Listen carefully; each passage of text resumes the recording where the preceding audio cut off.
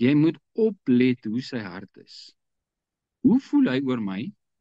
Wat is sy houding teenoor? Hoe tree hy op teenoor my? Wat wil hy vir my hê? Wat wil hy van my hê? En dit gaan by die kennis verby. Dit is die liefde.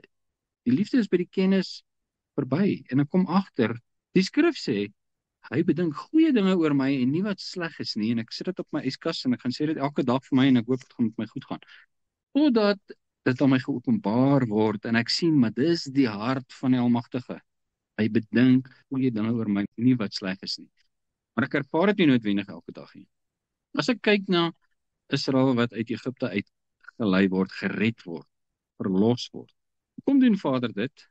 Want hy bedink goeie dinge oor hulle en nie wat sleg is nie. Dis hoekom hy dit doen. Dan bring hy hulle tot by die beloofde land. Wat is in die beloofde land? Dis die land van melk en honing. Dis wat hy oor hulle bedink. Dis wat hy vir hulle wil hê. Dis sy hartsgesindheid. Het dit al ooit verander? Dit het nie. Wat? Sy hartsgesindheid. Het sy optrede verander? Ja. Hy het hulle die beloofde land van melk en honing gegee, maar hulle is later in ballingskap weg. Gevangenskap, dis wat ballingskap is, gevangenskap, slawe.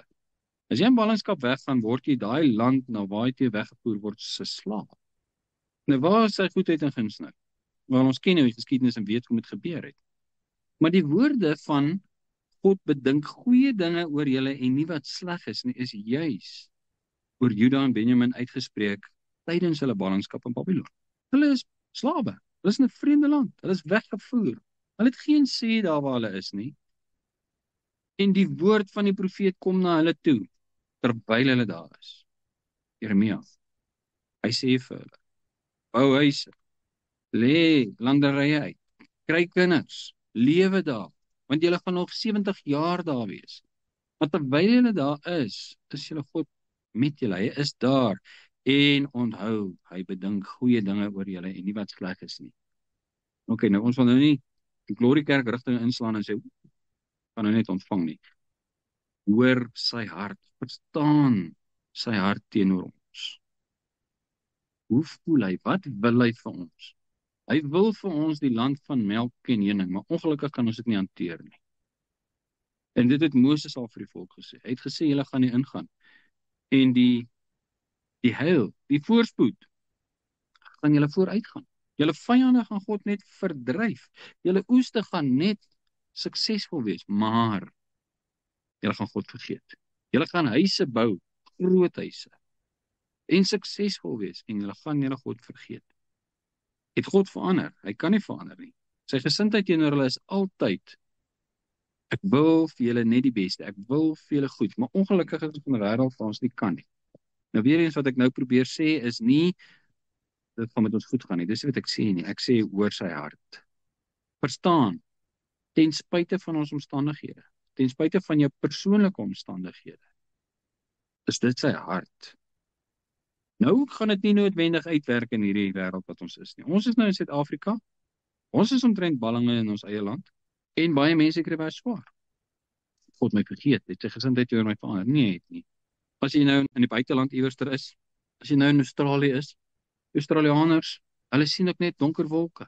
Hulle land word oorspoel met uitlanders, ander nasies. Die ekonomie van die land stort in duie. 'n Gemiddelde Australianer kan nie meer huis koop nie. Dit is net te duur. En hulle sê, waar moet ons heen gaan? Ons wil Australië toe gaan, want ons dink is beter. Australianers sê, waar kan ek heen gaan? Ek kan nie meer hier lewe nie. Die Kanadees sê, ons is so vervalle in liberalisme, kan nie meer asem kry nie. En dit is die hele wêreld. Nou sê ek, bedink God dan nou nie meer goeie dinge oor ons? Ja, ons is in die pylvak van die laaste dae. Dit sal so wees. Dis waar jy lewe. Ons lewe nie 2000 jaar terug nie, ons lewe nie 4000 jaar terug nie. Ons lewe hierso. Nou is ons beurt om op die verhoog te wees. Maar die skepper van die heelal se gesindheid teenoor ons is nog steeds, ek bedink goeie dinge oor julle en nie wat sleg is. Nou sit jy in jou slegte omstandighede en jy dink, het my vergeet. Nee, hy het nie. Dit gaan verander.